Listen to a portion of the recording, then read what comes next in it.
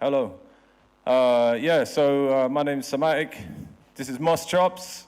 We're over from the UK. We've just been doing the Scratch Blast tour, which was like kind of in celebration of 10 years of the Community Scratch Barbecue, which happens in Brighton every year. A bunch of you guys were out there, Eric, Scenic, Tom, Antrix, everyone. So that was the end of our tour, and it was like all part of just having a laugh with everybody and getting loads of recordings and stuff done.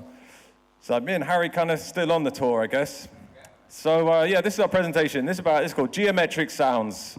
So the reason it's called that is because there's there's a lot of geometry that goes into making skip-proof scratch records, which a lot of us are using these days in battles and in performance. And there's a long way to go with it as well by the looks of things. So here's as far as I know how it works. There's lots of different ways of working it out, but here's the way that I've worked it out. Just to do some basic history, because it's useful to know what's going on with actually how records work and how they're manufactured, just to kind of understand how to best exploit that, I guess. So just to really briefly recap, some of you probably already know all this stuff, but I might as well do it. This is the very first thing for recording audio. It's called a phonautograph, and it's the idea was to record people's voice as their autograph. It was like some Victorian futuristic idea where it's you could have, it's like having a voice ID or voice recognition was the guy's idea. So we'd record these, can you see if I move the mouse? Yeah, he'd record these just little inscriptions onto soot, just paper with soot on it, and it would just the thing would scratch a line into the soot, just because you'd be able to just speak into the big horn bit, and then a little needle would vibrate. Really basic compared to how we have it today, but it's the same principle with the way that a stylus works.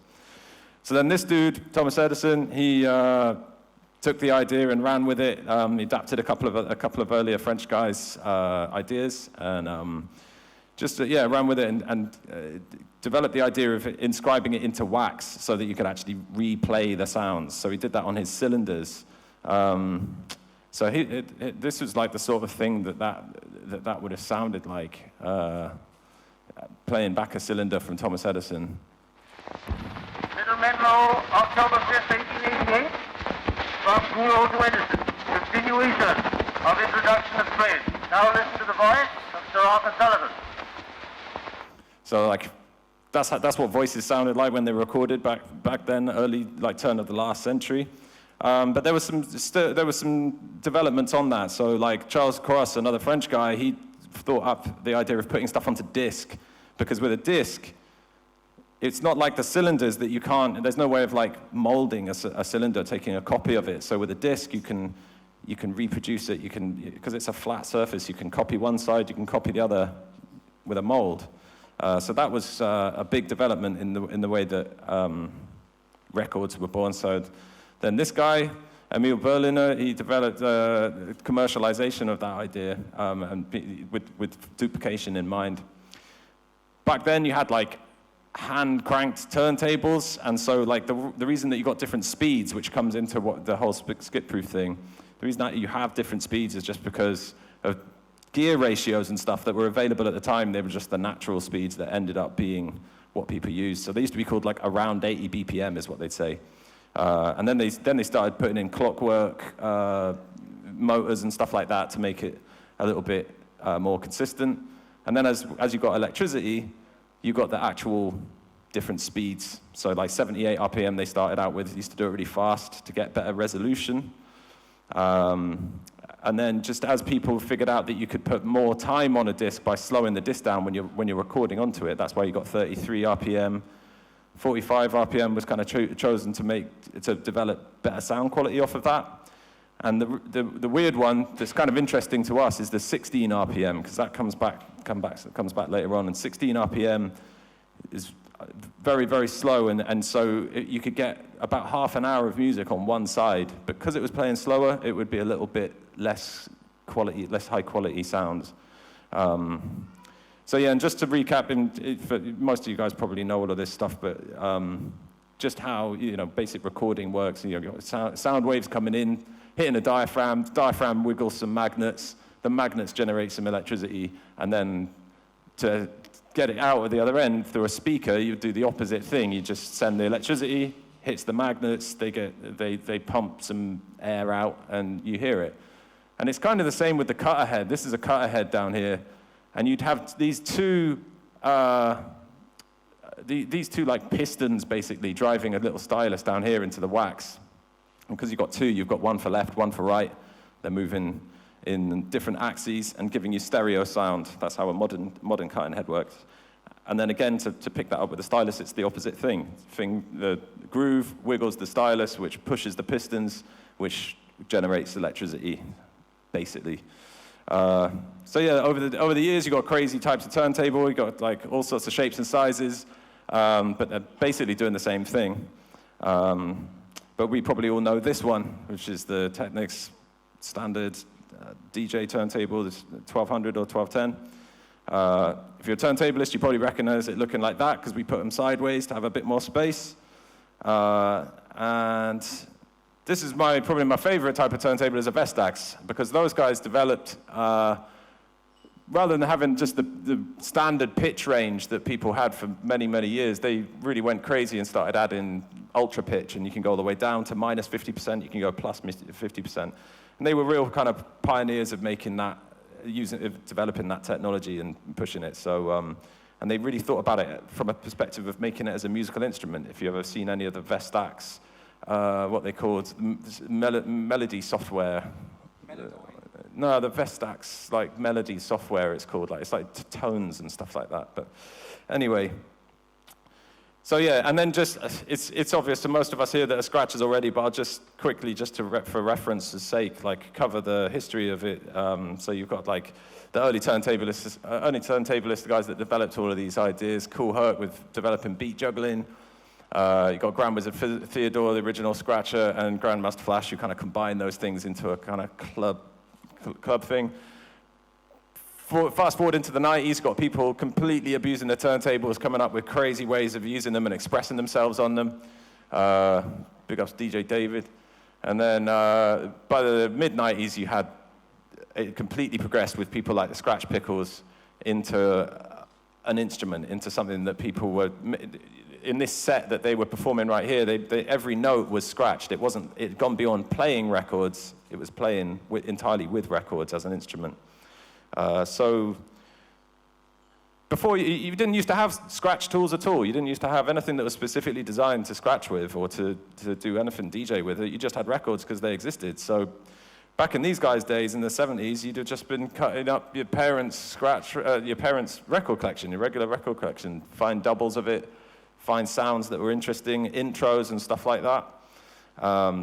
By the time you got into the 90s and battling was a thing, then you had people that had records that were specifically made for scratching with and for doing beat juggling with, like the Ultimate Breaks and Beats here. They used to come in double packs so that you could automatically beat juggle any sentence that you wanted.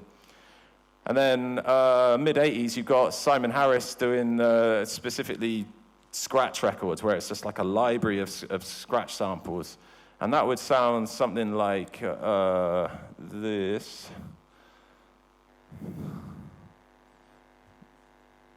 I've got the power.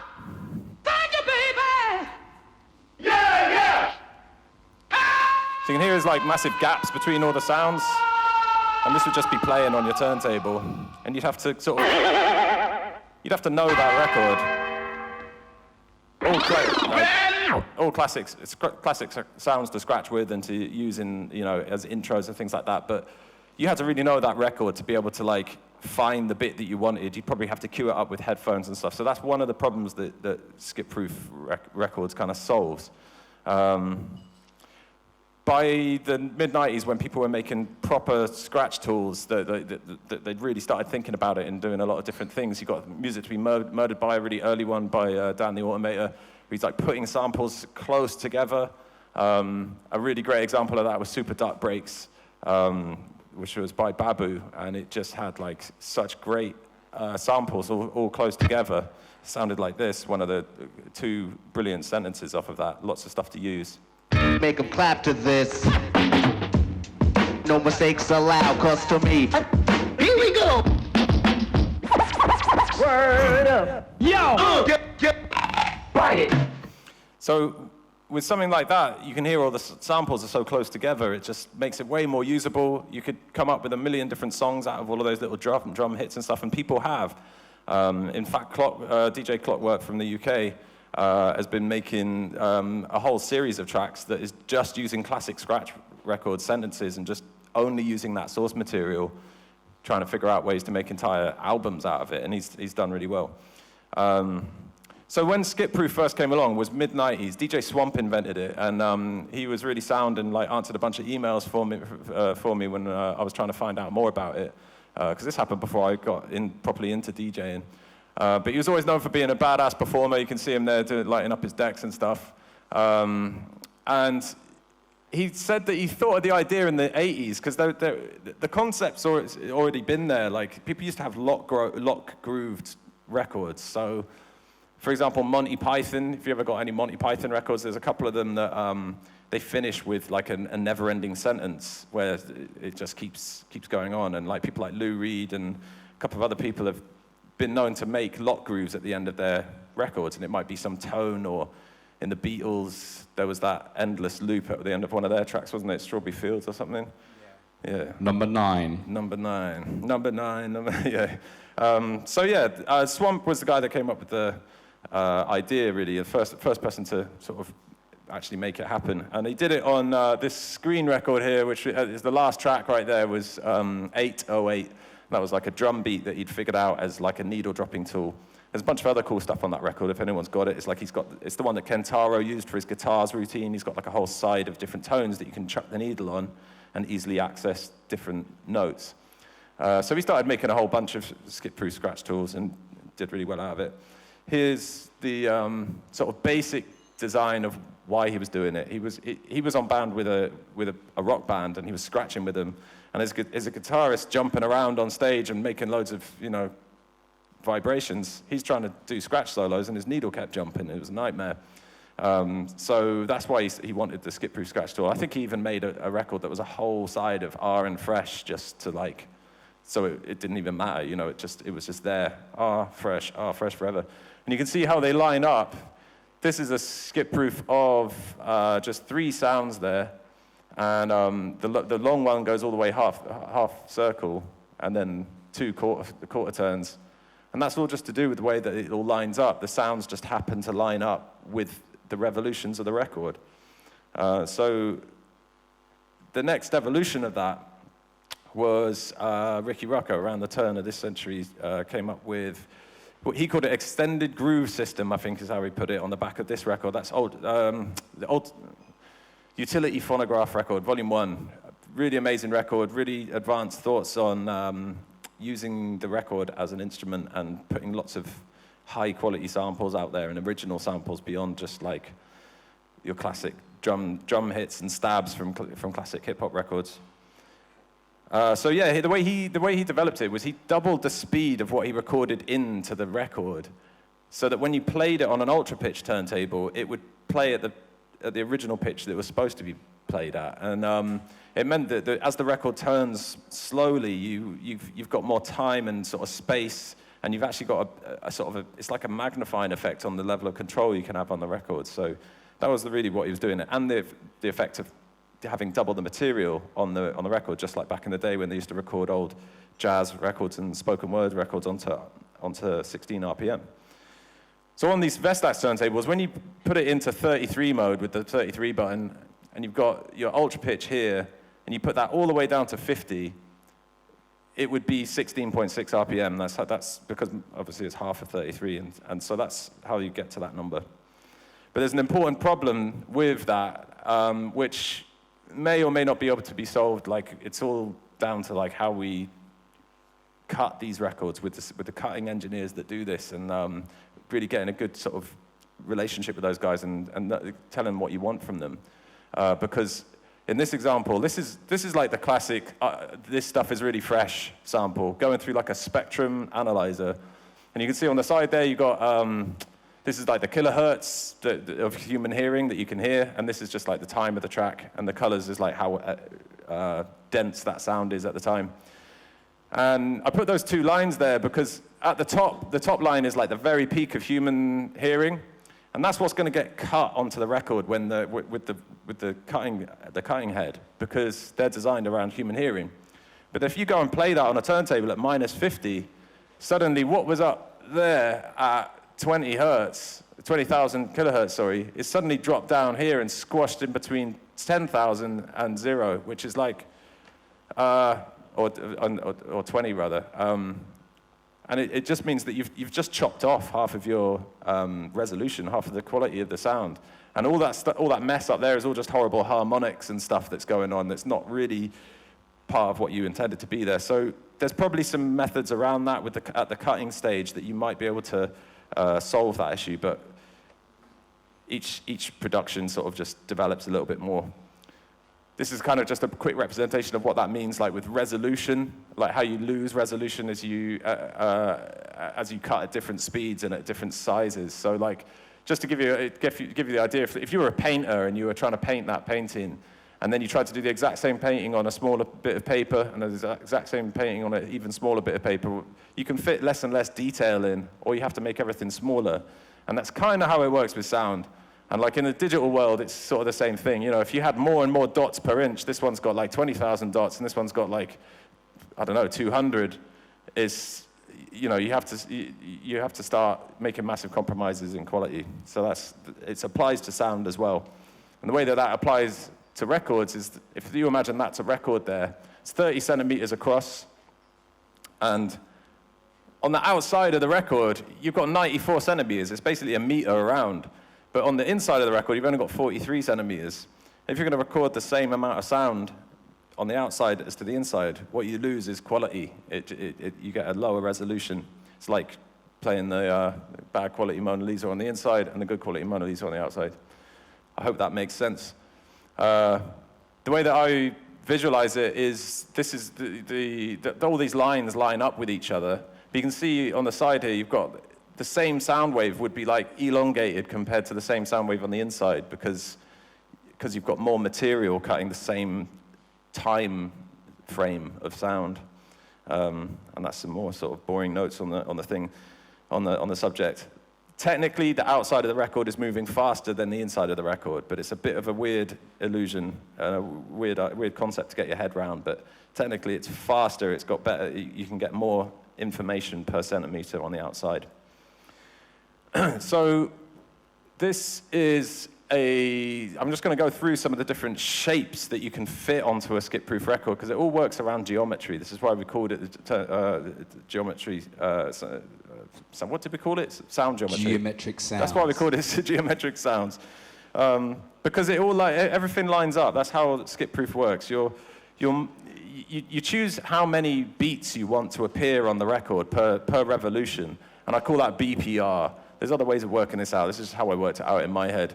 So I call it BPR, beats per revolution. So one revolution, when you cut a record at 33 RPM, which most records are, it's 1.8 seconds to turn all the way around. And so if you want 4 beats to fit every time it turns around once, you've got to look at the BPM, like the tempo that's going to be, and the time signature that's going to be when you're developing your scratch record. So to demonstrate, like, that's a blank disc, and if you put a beat that was, if you wanted 3 beats every time it turned around, just be going 1, 2, 3, 1, 2, 3, that would result in 99.99 BPM. That's a classic one that most skip-proof records have got one, like the one that most people know about is Scratchy Seal, and that's done in 99.9. Gives you 3 beats or 3 syllables per revolution. But when you're developing it in your computer or in your MPC or something, you've got to remember to put the time signature into 3/4, because it's going around in, like, if one revolution's a bar, then it's a 3/4 time signature. And it works all the way up with all the different shapes. So for 4, you'd get 133.33. A lot of people know that number as a 4/4. A lot of house music just happens to be that BPM, and you could like lift the needle up and it will always fall on the same beat, because it all just lines up at that thing. And obviously house music is a 4/4 tempo anyway. So then you get to like 5, and I like using this particular one because it results in a 166.6, or you could think about it as 83.3 BPM, which is pretty decent for cutting over hip hop or sort of dubstep type beats. So that would be like a pentagon, or I like to think of it like a star because it sort of gives you sharper points, but you can see those points touch on the same. They all converge at the same part. So then that's 6, it's just double, 199.9, that's double the other one, and the time signature is 6/4. So what you're doing is you're multiplying your beats per rotation by the RPM that the record's going to get cut at, and that gives you the BPM that you want to build your project in. So for example, you want a 4/4 record. You multiply your desired beats per rotation. I want 4 beats per rotation times 33.3, which is the speed it's getting cut at. You end up with 133.33. And you just got to remember, I want 4 beats, so it's 4/4 time signature. I want 3 beats or 5 beats. The time signature corresponds to the number that you want. So as you go up, you get more and more points. I mean, there's other people that represent this in different ways. This is just the one that makes sense to me, but people, come up with different mathematics for it and stuff, but it all lines up in the end. So that's 8. That's probably the most common one I use because I end up doing ultra pitch records like this one. This is Red Mist's new record, and the whole thing is designed as ultra pitch. And one revolution gives you 8 points with 8 different syllables or beats. For example, on this side, there's some drums.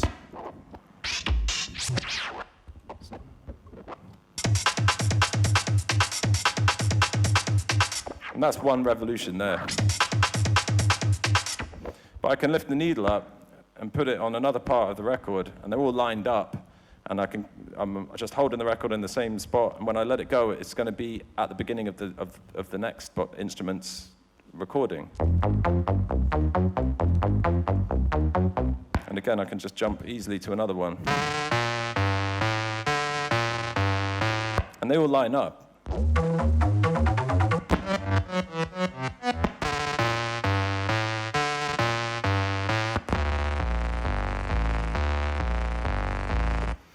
So the idea is just to make records as easily usable as possible for people that, like us, that want to use them kind of like samplers and kind of like instruments, So having them on this grid just is kind of a bit of a universal way for people to be able to see with just one marker on the record.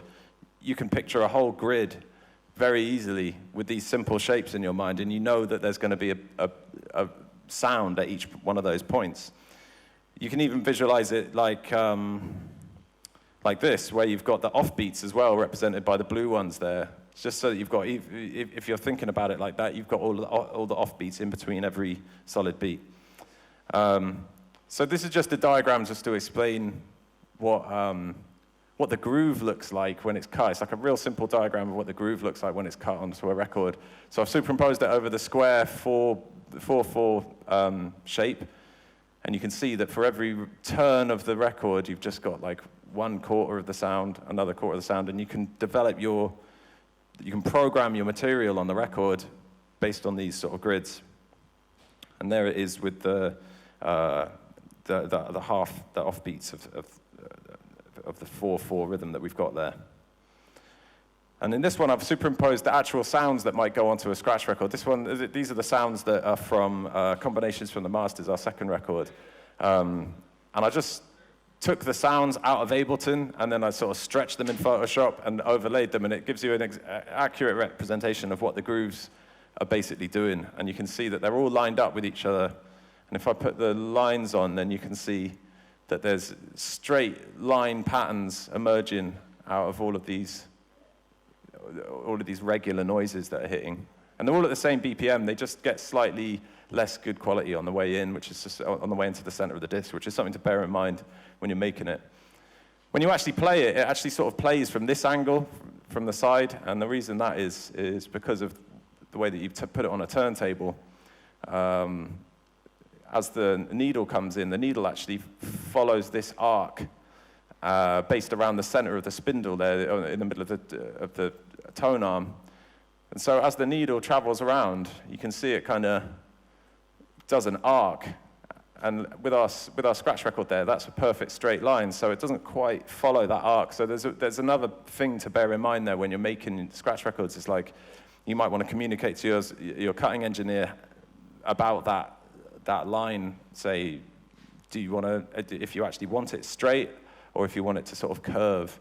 And there would be very subtle changes in the BPM to go from this sort of thing into this sort of thing, where it's kind of slightly warped as it drifts around, and it would follow this shape from the tone arm, which would be a helpful thing to get everything perfectly lined up. Anyway, I'm going to bring on Harry now and stop boring you with all of this crazy scientific weirdness that's not even that scientific. So Harry's been working on a scratch record of his own recently, and so he's sort of having to sort of figure this all out for himself as well, and kind of like figure his way through all of these different BPMs that you can use and how it all works, and content as well. So here's Harry Moschops doing his thing as well. Thank you, Si. That was really informative. Round of applause for Symatic there, hey? Cut and Paste label has really inspired me and a lot of other DJs to really improve our scratching acumen, and I thought one of the best ways I could learn and improve was to make a scratch record myself. And I've been a long time record digger, as I'm sure many of you people have. You know, we dig through DVDs, CDs, vinyl, whatever.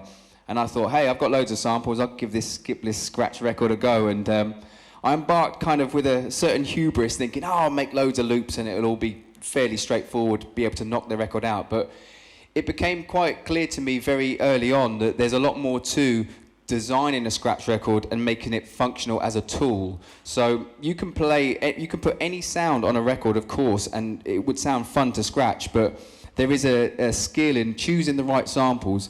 As you saw, it's 1.8 seconds, and having that limitation in how you compose your skip list is a really kind of sharpener of the mind. You want to make sure that you're using a good variety of sounds, splash sounds, vocal sounds, things that you like to cut. So in order to make a good scratch record, you need to kind of relearn what it is about scratching that you love. There were lots of things within it. Obviously, you see the breakdown there of building it into 4 parts, 3 parts, 5 parts. You can get as complex as you like. You can divide each degree up, and then you're actually working within, you know, sonic spectrums. And there is no end to exploring in this kind of way. You could make a whole tone record, whole loop records.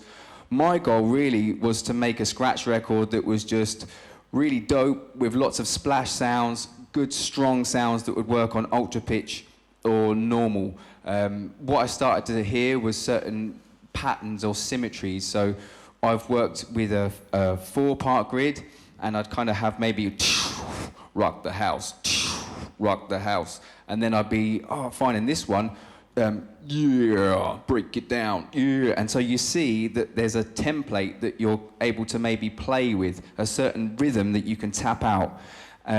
Just refer to my notes here.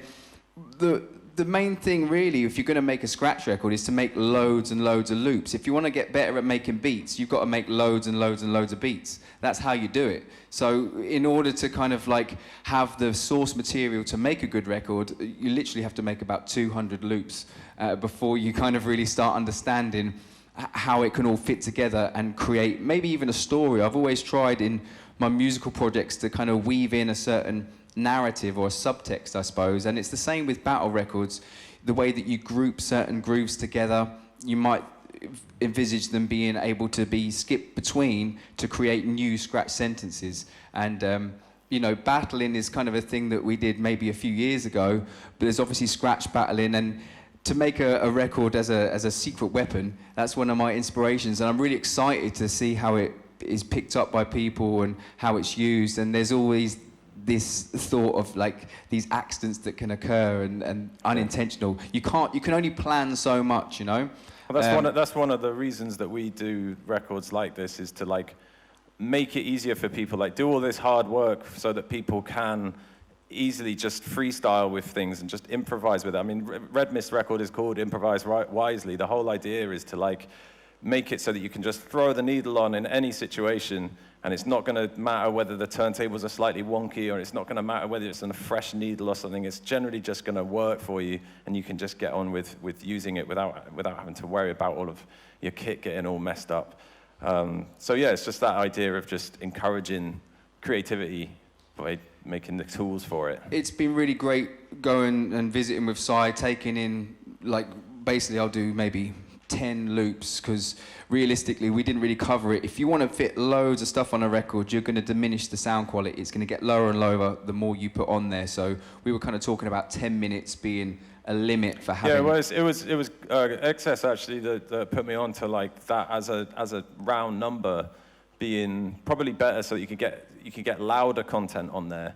We normally try and squeeze about like 12, 13 minutes aside, but it means you kind of compromise the overall volume, because you can only fit so many grooves on a record. You know, the smaller they get, the quieter they get. Like those old 50s records you might have picked up, they got micro grooves written on them, and they're tiny little grooves, and they can't be loud. It's just like, that's how the physics works, you know? So yeah, if you put on like a 10-minute side, using a whole 12 inches for 10 minutes, or 30 centimeters for 10 minutes, you can cut louder grooves, and probably like more stable grooves as well. They're going to be slightly deeper, so the needle's going to skip even less. But kind of beta testing is important. Having Sy there is a really good way to get feedback. DJs love biscuits, so if you're going to go and hang out with a DJ and work on something, bring some biscuits, and it makes the job a lot smoother, you know? Yeah. Other thing I'd say, I suppose, is making a scratch tool really sharpens up your production skills. It's all about making the right choices. If you're making a beat, you want to choose the right drums for the right sample or whatever it is. And with 1.8 seconds, you're really limited in the choices that are available to you because of that short time frame. I've chosen not to use ultra pitch, which would enable effectively 3.6 seconds of sounds.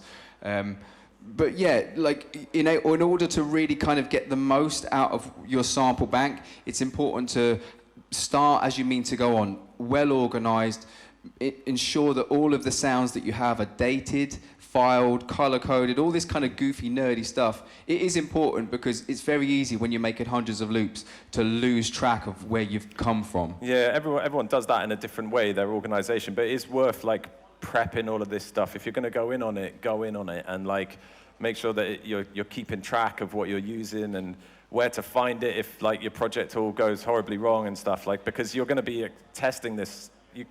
That's how I do it anyways. I test hundreds of versions of some of this stuff just to like make sure that it all works. The geometry works, the volumes work, the style works. Sometimes even making the words work. You know, you don't want. Sometimes you get really nice happy accidents, needle dropping stuff, and making new sentences and making funny words and stuff like that. Sometimes you can kind of encourage that. You can plan it out in your head. So yeah, being organized is part of getting the best out of that stuff, definitely. And also, to make a record really usable, and I don't know if you've seen the Red Mist record, it's a beautiful thing. It looks like a clock face, but it's so tempting to kind of put swing on samples, put your own flavor in there, but the way that they're most functional is really to use a quantized grid, because as a scratch DJ, you can add the swing, you can add those flavors. Also, something that Sy said to me very early on, which has helped me quite considerably, is don't get hung up on one loop. You kind of like, the whole record's going to be centered around this one dope loop, and maybe sometimes if you cut that out, it can help rekindle that creative spark to keep you making more. So you can never make too many, and I do sincerely recommend it if you want to learn about how to kind of produce under a constraint, how to better understand sound EQing and the relationship between different sounds. I would recommend everybody compulsory scratch loops is really a good endeavor to do. Because it's a bit of a rabbit warren. You'll go down the rabbit hole, but there's a lot more still to be done, you know.